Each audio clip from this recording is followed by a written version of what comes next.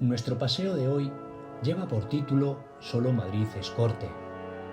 Hace alusión directa a todas las transformaciones que la Casa de Austria fue introduciendo en la vieja villa medieval. De hecho, Madrid conserva muy pocos ejemplos de arquitectura o patrimonio civil y eclesiástico de época medieval.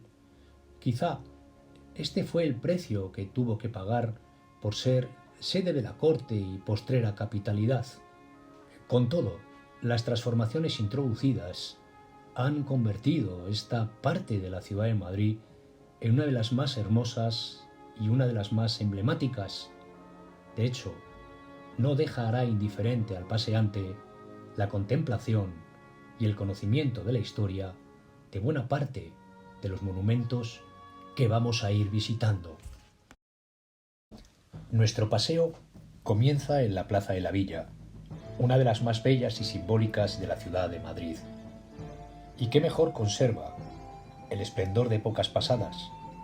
Formada durante la Edad Media, recibió en primer lugar el nombre de Plaza del Salvador, debido a que justamente en uno de sus frentes, el que da a la calle Mayor, se alzó una parroquia con dicha vocación desde por lo menos el año 1202 hasta que fue clausurada y derribada en 1842. En aquella época, la plaza era muy distinta a la actual. Estaba porticada y fue el principal mercado de la villa hasta que a mediados del siglo XIV se trasladó a la Plaza del Arrabal, embrión de la futura Plaza Mayor. Ya en el siglo XVII, tras la construcción del ayuntamiento, fue cuando se le puso su denominación actual. El edificio más antiguo de la plaza es la Casa y Torre de los Lujanes. Construida para la familia Luján, uno de los linajes más importantes del Madrid medieval, la parte más antigua es la torre, que data de la primera mitad del siglo XV, y cuyo acceso se hacía a través de un soberbio portalón medieval de grandes dovelas de piedra que da a la calle del Codo. En cuanto a la casa, se sabe que fue mandada a construir por Álvaro de Luján en 1494 y se levanta sobre una planta irregular a tres fachadas estructurada en torno a un patio central. Durante su larga historia, tan singular edificio ha tenido varios usos y en su interior se han alojado ilustres visitantes, como fue el caso de Francisco I, rey de Francia, quien tras ser hecho prisionero en la batalla de Pavía en 1525 fue traído a Madrid por el emperador Carlos V. Realmente don Francisco se alojó en el Alcázar, pero según la tradición, mientras se acondicionaban sus habitaciones, estuvo preso en esta casa.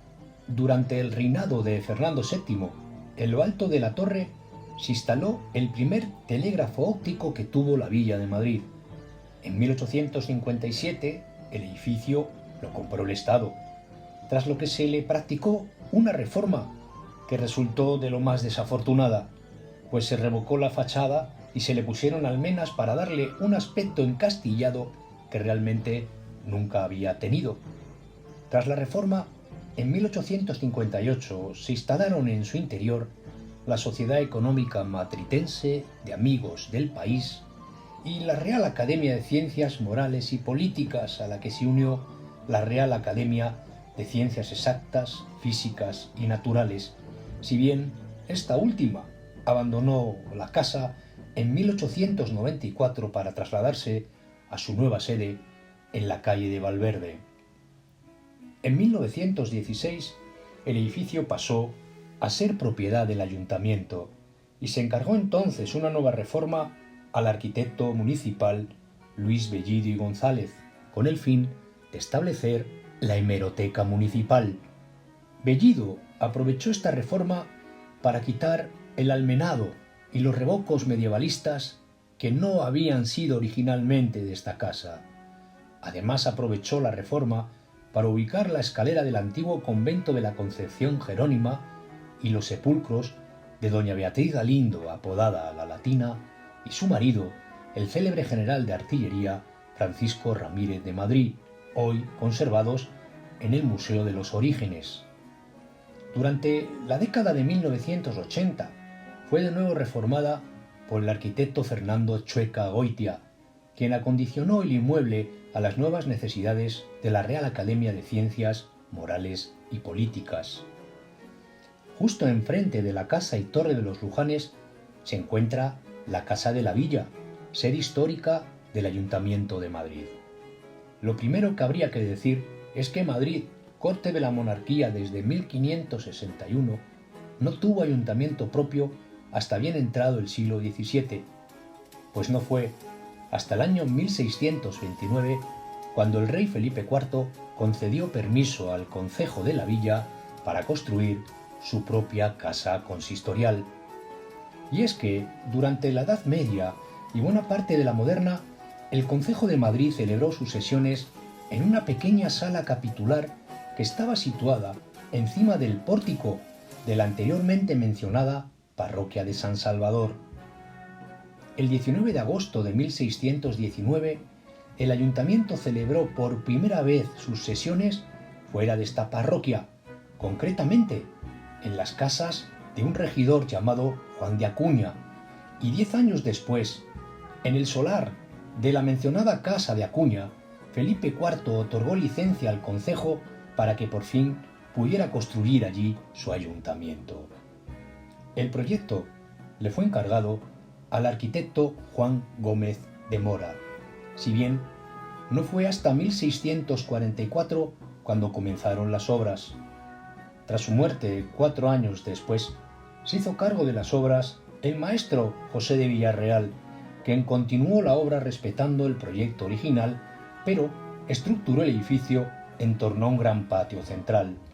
A Villarreal lo sustituyeron los arquitectos Teodoro Ardemans y José del Olmo, quienes finalizaron las obras el año 1698. La fachada principal es similar a otras proyectadas por Gómez de Mora, de estilo herreriano o escurialense, y está compuesta por un cuerpo central flanqueado por 2 torreones con chapiteles flamencos, bolones y mansardas, muy al gusto de los Habsburgo. Presenta 2 puertas de acceso, situadas a ambos lados del balcón principal, que de esta manera queda realzado, mientras que se decoran con una moldura barroca con las características orejetas del barroco madrileño y con los blasones de las armas de Madrid, el oso y el madroño y el dragón. En orden de prelación y jerarquía, en lo más alto de cada puerta aparece el escudo del rey Felipe IV. En cuanto a su interior, destaca la escalera principal de Bartolomé Hurtado García, en piedra y adornada con vistosos y hermosos tapices del siglo XVII. También destaca el salón de sesiones o de recepciones, también llamado de Goya, pues fue este célebre pintor aragonés quien realizó sus frescos. Y la antigua capilla, todo un antiguo capricho de arte que fue utilizada, para que nos hagamos una idea de su especial belleza, como despacho de los alcaldes de Madrid desde el siglo XIX. Esta capilla y sus frescos fueron realizadas por Antonio Palomino. Reformado en varias ocasiones, destacan sobre todo 2. La realizada en 1789 por el arquitecto Juan de Villanueva, quien añadió una galería de columnas por la fachada que da a la calle Mayor, con el único fin de que la reina y las infantas pudieran ver la procesión del Corpus y cómo desfilaba en la misma el rey Carlos IV y el futuro Fernando VII, entonces príncipe de Asturias. Otra obra importante se realizó en 1915, de nuevo por el arquitecto municipal Luis Bellido, quien construyó un pasadizo volado que conectaba el edificio con la Casa de Cisneros. En la actualidad, la sede principal del ayuntamiento se encuentra en el llamado Palacio de Comunicaciones en la Plaza de Cibeles. Si bien tan histórico edificio seguirá albergando dependencias municipales y esperemos que en un futuro también se pueda musealizar. Permanecemos todavía en la Plaza de la Villa, dirigiéndonos hacia el flanco sur para ver la llamada Casa de Cisneros, uno de los pocos palacios del siglo XVI que subsisten en la actualidad. A pesar de que algunos clásicos como Ramón de Mesoneros Romanos atribuyen su construcción al célebre cardenal Cisneros, lo cierto es que no fue él, sino su sobrino, Benito Jiménez de Cisneros, quien hizo construirla a partir de 1537. Se trata de un edificio único en la ciudad de Madrid, pues fue de los pocos realizados en estilo plateresco. Destaca la fachada principal, que da a la calle del Sacramento y que está formada por un arco de sillería de granito sobre el que se sitúa el balcón principal, flanqueado a su vez por dos bellas columnas. En la parte superior de la fachada es igualmente vistosa y elegante su crestería o sucesión de arcos de aparejo mudéjar. En cuanto a la fachada que da a la Plaza de la Villa, en aquella época no existía y lo único que había era un simple acceso por el que se entraba a las cuadras, corrales y cocinas. A comienzos del siglo XX, el edificio fue adquirido por el ayuntamiento para integrarlo en las dependencias de la Casa de la Villa. De su reforma se encargó el arquitecto municipal Luis Bellido y González. Bellido, quien vino a uniformizar el estilo de la casa con el resto de la plaza, fue en este momento cuando construyó la genial fachada neoplateresca que da a la Plaza de la Villa, inspirándose en la original que daba a la calle del Sacramento. Sus trazas, su estilo y sus formas son tan perfectas que si el visitante no es avisado de ello previamente, creería sin ninguna duda que esta fachada es del siglo XVI y no del año 1909. Por esta obra, el arquitecto fue galardonado con numerosos premios. Una reforma importante en la casa la llevó a cabo el arquitecto Felipe Trigo en 1944, dotándola en su interior de un numeroso repertorio de gusto historicista. Por último, y antes de abandonar la plaza, es obligado detenernos a contemplar el hermoso monumento dedicado a don Álvaro de Bazán. Su plasticidad y naturalismo parecen inyectarle vida. Este personaje, más conocido por su título de Marqués de Santa Cruz o el de Capitán General de las Galeras de España, participó en numerosas batallas durante el reinado de Felipe II para consolidar la hegemonía imperial española en el Mediterráneo. Entre las batallas más célebres en que participó el Marqués de Santa Cruz se encuentra la gran victoria obtenida en Lepanto el 7 de octubre de 1571. En 1888, el Ayuntamiento de Madrid acordó realizarle un monumento conmemorativo coincidiendo con el tercer centenario de su muerte. El proyecto le fue encargado al genial escultor valenciano Mariano Benlliure, que entonces se encontraba pensionado en Roma por la Real Academia de Bellas Artes de San Fernando. Concibió una escultura de 1,44 metros de altura, representando al Marqués de Santa Cruz pisando el estandarte del turco y ataviado con media armadura. En la mano derecha sostiene el bastón de mando de general, mientras que la izquierda la apoya sobre el pomo de su espada. Según la tradición, Benlliure se inspiró para su realización en la que el León Leoni hiciera para Carlos V, pero a diferencia de esta, más hierática y adaptada a los retratos cortesanos de la época, la de Benlliure es técnicamente extraordinaria por la expresión del personaje, el tratamiento realista de los paños y de los ropajes, como bien podemos contemplar en los pliegues de la media de su pierna. Como remate de esta gran obra de arte figuran en su pedestal los versos que Lope de Vega dedicó a tan insigne personaje.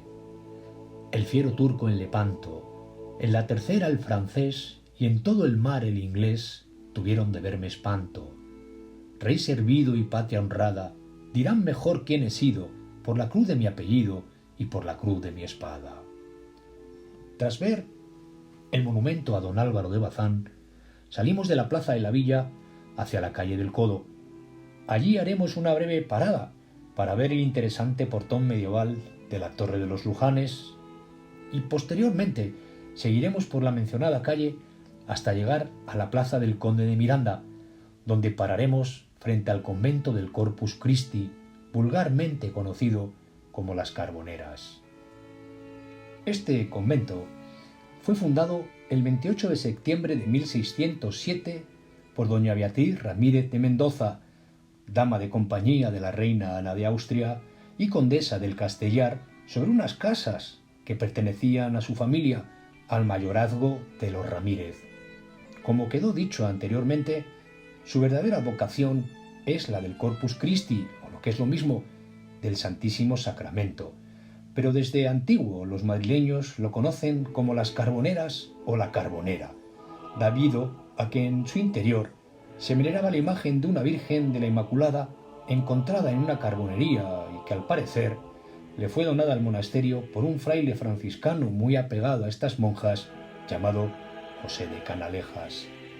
En cuanto al edificio, lo primero que habría que decir es que no fue construido de nueva planta, sino que lo único que hizo el arquitecto Miguel de Soria fue adaptar el antiguo caserón preexistente a su nueva función conventual. En cuanto a la iglesia, de una sola nave, está cubierta por una bóveda de medio cañón con lunetos.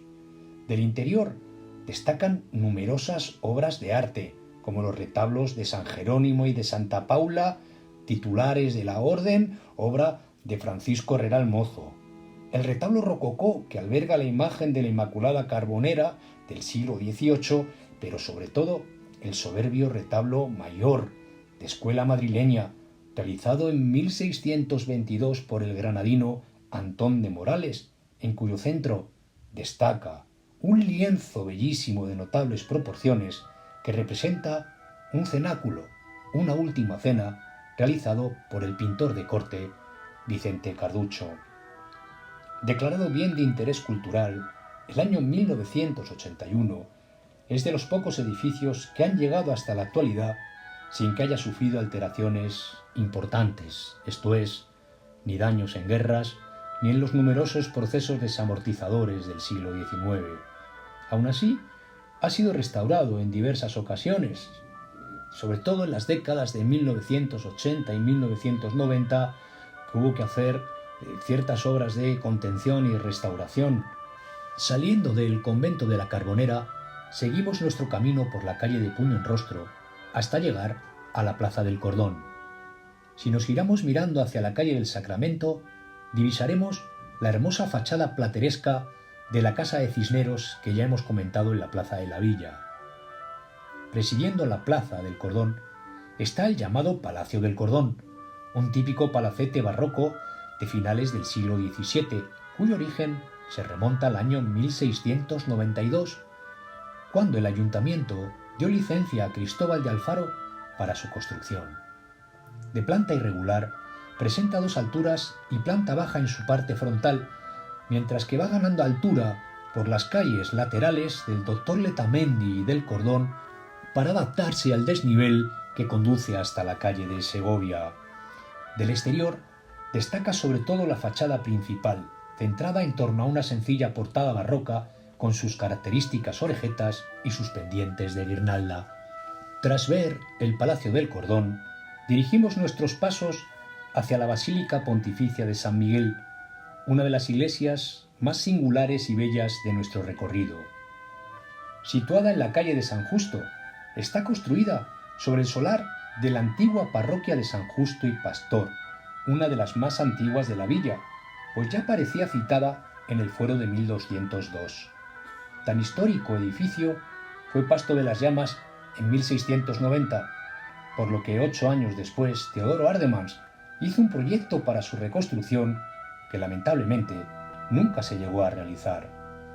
Durante décadas el solar de la parroquia estuvo vacío, hasta que por fin, en 1739, la reina Isabel de Farnesio decidió reconstruirla junto con un nuevo palacio para su hijo, el infante Luis Antonio de Borbón y Farnesio, a la sazón arzobispo de Toledo, de tal manera que la nueva iglesia se planteó como un complemento del contiguo palacio que a continuación veremos. El proyecto fue encargado al arquitecto italiano Giacomo Bonavia, que será quien construya la nueva parroquia entre 1739 y 1745. Se trata de una iglesia muy original, de un barroco muy italianizante, que se levanta sobre una planta de cruz latina de una sola nave, con 6 capillas laterales y 2 más a ambos lados del crucero. En el interior destacan las hermosas pinturas de las bóvedas, realizadas por Bartolomé Rusca y los hermanos González Velázquez, así como el óleo del altar mayor que representa al arcángel San Miguel, titular de la actual basílica, y que realizado por el pintor Alejandro Ferrand en 1897 fue costeada por el Papa León XIII. En cuanto al exterior, y a pesar de lo estrecho del solar, resulta espectacular la composición de la fachada, que Bonavia consiguió realzar haciéndola convexa y de una gran altura. En el primer cuerpo resultan de gran interés las alegorías de la caridad y de la fortaleza, realizadas respectivamente por Roberto Michel y Nicolás de Carisana. De este último es también el bajorrelieve sobre la puerta que representa el martirio de los santos Justo y Pastor. En este punto, es seguro que muchos de los visitantes se preguntarán cómo esta parroquia dejó de ser de San Justo y Pastor para convertirse en la Basílica Pontificia de San Miguel. Para ello, debemos retrotraernos a comienzos del siglo XIX, concretamente al reinado de José I Bonaparte, quien decidió derribar la parroquia de San Miguel de los Octoes, que ocupaba el solar vecino del actual mercado de San Miguel. Tras su demolición, la feligresía de aquella parroquia se unió forzosamente a la de San Justo y Pastor, que a partir de estos momentos cambió su advocación por la de San Justo y San Miguel. Así estuvieron las cosas, hasta que en el arreglo parroquial de 1891 que dirigió el arzobispo de Madrid, se decidió trasladar la parroquia de San Justo y Pastor a la iglesia del antiguo convento de San Antón el Real, conocido popularmente como Las Maravillas, situada en las inmediaciones de la Plaza del 2 de Mayo. Al trasladarse San Justo, la iglesia que nos ocupa quedó únicamente como de San Miguel, y se aprovechó este arreglo parroquial para donarla a la Nunciatura Apostólica, que la convirtió en Basílica Pontificia. Por último, tras la Guerra Civil, la Nunciatura cedió su uso al Opus Dei, quien reformó notablemente su interior, construyendo, bajo la iglesia, una cripta. Contiguo a la Basílica Pontificia de San Miguel se encuentra el Palacio Arzobispal, que, como quedó dicho anteriormente, fue construido a la vez que la basílica como residencia del arzobispo de Toledo, por entonces el infante Luis Antonio de Borbón y Farnesio. Se trata del típico palacete madrileño de mediados del siglo XVIII, de trazas sencillas, sobrio, siendo el elemento más destacado la bella portada barroca de piedra que da al pasaje del Panecillo y sus elegantes rejerías que cierran los huecos de su prolongada fachada. En 1885, cuando se constituyó la diócesis de Madrid-Alcalá, el palacio dejó de pertenecer al arzobispado de Toledo, pasando a ser desde entonces la residencia de todos y cada uno de los obispos que ha tenido la diócesis madrileña. Seguimos nuestro camino por la calle de San Justo hasta llegar a la plaza de Puerta Cerrada. Debe esta plaza su curioso nombre a que en dicho lugar, desde la primera mitad del siglo XII y hasta 1582, estuvo una puerta que daba acceso a Madrid desde el camino de Toledo a través de la muralla cristiana. Posiblemente los madrileños conocieron aquella puerta como la Puerta de la Culebra, pues como nos cuenta el cronista Juan Lope de Hoyos, tenía esculpida en lo alto de su arco una culebra o dragón. El nombre de Puerta Cerrada le vino posteriormente, pues según cuenta la tradición, dicha puerta estuvo cerrada durante un tiempo para combatir a la numerosa delincuencia que se escondía en los recodos de su interior, aunque tampoco es menos cierto que la puerta pudo ser clausurada por el establecimiento en sus cercanías de un gran muladar o basurero. En una de las fachadas que se asoman a la plaza hay un curioso trampantojo realizado por el pintor Alberto Corazón en 1983, donde figura una cariñosa inscripción alusiva al origen de nuestra ciudad. Fui sobre agua edificada, mis muros de fuego son, aunque le faltó el verso siguiente: esta es mi alcurnia y mi blasón, lo que nos está indicando que Madrid fue fundada sobre un solar rico en aguas subterráneas y arroyos. De hecho, el origen del nombre de Madrid está relacionado con el líquido elemento, y también nos dice que las murallas se construyeron con piedra de siles o pedernal, una piedra que antes se empleaba para hacer fuego, y que cualquier objeto, en consecuencia, que se lanzaba contra la muralla, pues hacía que saltaran chispas. De hecho, la muralla de Madrid fue de las mejores obras defensivas construidas en Al-Ándalus. Dejando Puerta Cerrada, nos adentramos en la calle de Toledo para dirigirnos hacia el antiguo Colegio Imperial de la Compañía de Jesús, y que en la actualidad encontramos dividido en dos instituciones, la Colegiata y el Instituto de San Isidro. El origen de estos dos edificios se remonta al año 1558, cuando el conde de Feria, a propuesta de un fraile jesuita llamado Rivadeneira, decidió fundar un colegio de jesuitas en la villa de Madrid sobre unos terrenos cedidos para tal efecto por doña Leonor de Mascareñas, dama noble de la emperatriz Isabel y de María de Portugal. La construcción del colegio y de su iglesia se hizo con gran rapidez, de tal manera que en 1564 se inauguraron los estudios de teología, retórica y gramática, y 3 años después fue bendecida la iglesia dedicada a San Pedro y a San Pablo. Determinante para el colegio fue la muerte en 1603 de María de Austria, hermana de Felipe II y esposa del emperador Maximiliano II de Austria, pues debido a la gran predilección que tenía por los jesuitas, dejó al centro una gran cantidad de dinero para que fuera refundado con el nombre de Colegio Imperial. Fue tras este acontecimiento cuando se construyeron tanto la iglesia como el colegio actual, cuyo proyecto fue realizado en 1622 por el arquitecto jesuita Pedro Sánchez.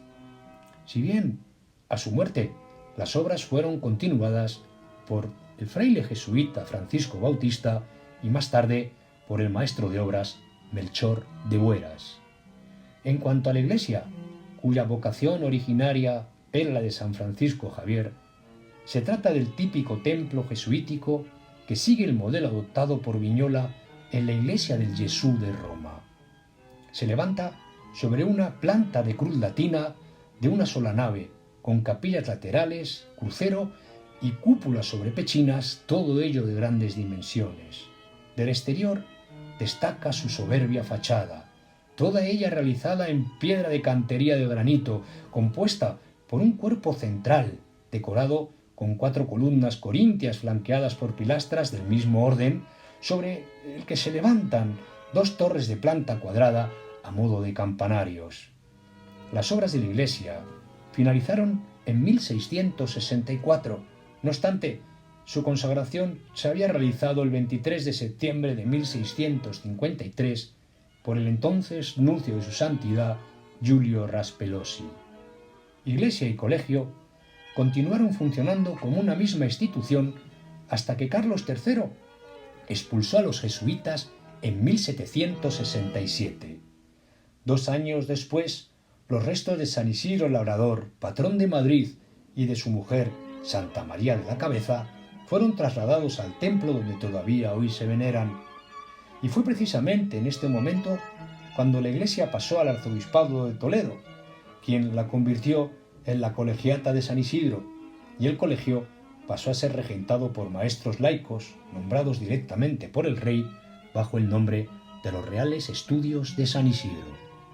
Durante el reinado de Fernando VII, iglesia y colegio volvieron a estar regentados por los jesuitas, pero en 1834, tras ser de nuevo expulsados de España, las dos instituciones volvieron a separarse ya para siempre.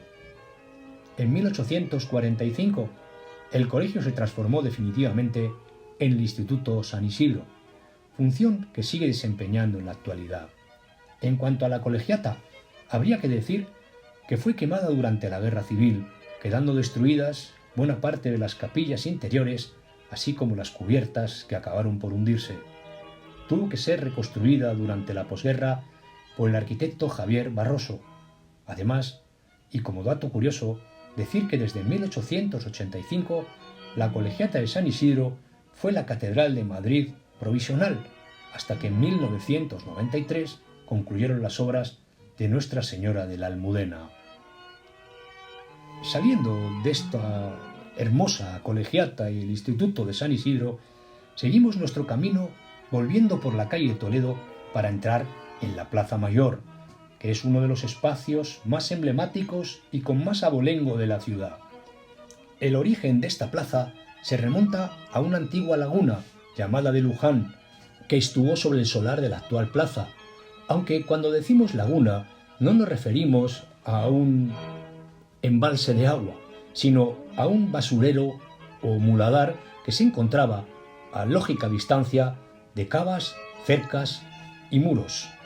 La existencia de esta laguna hizo que este espacio no se urbanizara cuando aparecieron los arrabales de Santa Cruz y San Ginés durante el siglo XIV, y como hasta entonces había estado ocupado por un basurero muladar, es lógico que entre ambos arrabales quedó este espacio que más tarde se transformaría en la llamada Plaza del Arrabal.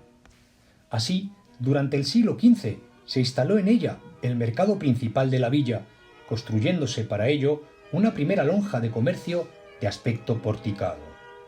En 1580, Felipe II encargó al arquitecto Francisco de Mora que hiciera una primera ordenación urbana de la plaza, consistente en la regulación de las fachadas norte y este. Lo más notable de esta primera reforma fue sin ninguna duda la de la fachada norte, consistente en el derribo de las llamadas Casas de la Manzana y la construcción de una primera casa de la panadería, realizada en 1590 por Diego Sillero, siguiendo las directrices de Francisco de Mora, a la sazón ayudante y discípulo del célebre arquitecto Juan de Herrera. A pesar de esta primera reforma, no va a ser hasta el reinado de Felipe III cuando se realice la regularización definitiva de la Plaza Mayor. La obra le fue encargada al arquitecto Juan Gómez de Mora, sobrino del anteriormente mencionado Francisco de Mora. El proyecto fue presentado el 11 de septiembre de 1617 ante el Ayuntamiento de Madrid, siendo aprobado de inmediato. Las obras se prolongaron durante casi 3 años y tuvo un coste nada despreciable de 150.000 ducados. En mayo de 1619 fue inaugurada aprovechando también las celebraciones por la beatificación de San Isidro, patrón de Madrid. El resultado de la Plaza Mayor de Madrid fue excelente. Se consiguió crear un recinto rectangular y homogéneo, tanto en estilo como en la altura de su caserío, excepto la Casa de la Panadería, que presentaba una altura inferior. Tenía capacidad para entre 4.000 y 50.000 personas. Y es que además de ser el principal lugar de mercado de la Villa de Madrid, se erigió en el Gran Teatro del Mundo, esto es, el escenario desde el cual la corona pudiera celebrar sus grandes fastos cortesanos y mostrar la grandeza de su poder. Así, no es de extrañar que acogiera corridas de toros, juegos de lanzas, festejos de toda índole, incluso ejecuciones y terribles autos de fe, una tétrica fiesta que solía acabar con la muerte en la hoguera de algunos desdichados, pero que representaban igualmente el poder de la monarquía. Pero conviene prevenir al paseante que de aquella primera plaza realizada por Gómez de Mora no queda absolutamente nada en la actualidad, pues lamentablemente ha sido uno de los lugares de Madrid más afectados por el temido fuego. El primer incendio se produjo en 1631, dando lugar a la prohibición de establecer hornos en la plaza, a la vez que eran sustituidas las cubiertas de plomo.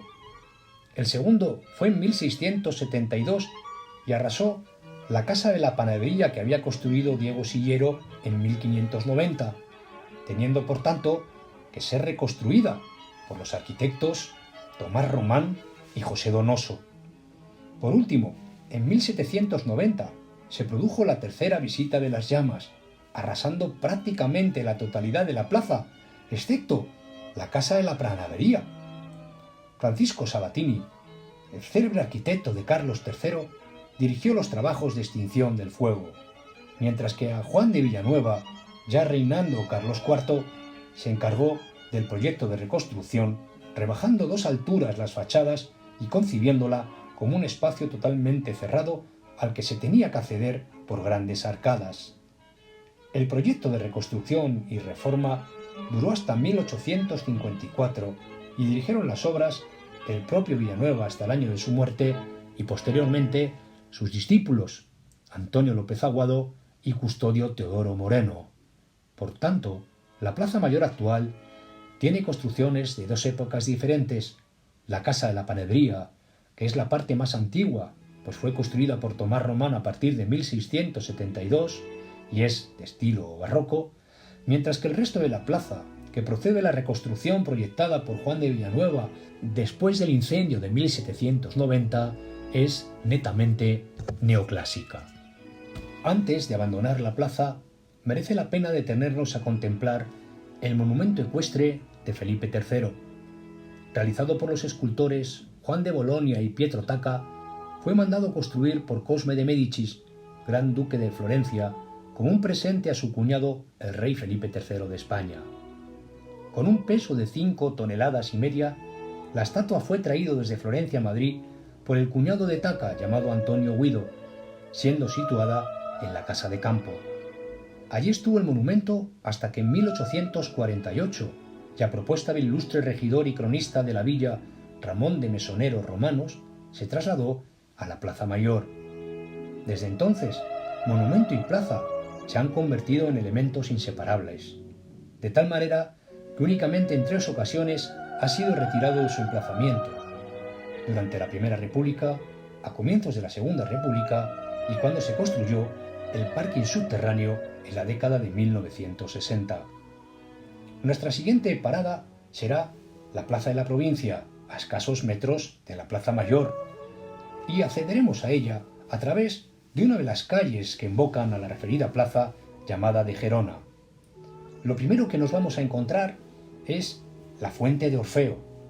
Se trata de una réplica exacta de otra que hubo en este mismo lugar hasta el año 1865. Fue realizada por el Grupo de Canteros Municipales en 1998, con motivo de la remodelación integral de la Plaza de la Provincia. Justo detrás de la fuente se encuentra el Palacio de Santa Cruz, sede del Ministerio de Asuntos Exteriores. Este monumental edificio fue mandado construir por el rey Felipe IV como sede de la Real Sala de Alcaldes de Casa y Corte y también de la Cárcel de Corte. Proyectado por Juan Gómez de Mora, las obras fueron dirigidas por Cristóbal de Aguilera, con la colaboración de otros maestros de obras como José de Villarreal, José del Olmo y Bartolomé Hurtado García. La primera piedra se puso el 14 de septiembre de 1629 en presencia del presidente del Consejo de Castilla, y sus obras se prolongaron hasta 1654. Fue financiado con los impuestos de la sisa del vino.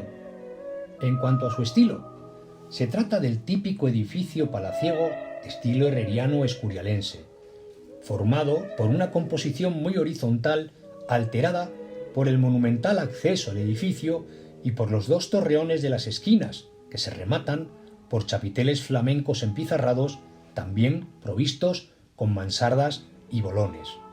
Su planta es rectangular y está articulada en torno a 2 grandes patios simétricos que articulan las diversas dependencias, permitiendo además una mejor ventilación y mayor luminosidad de todo el interior.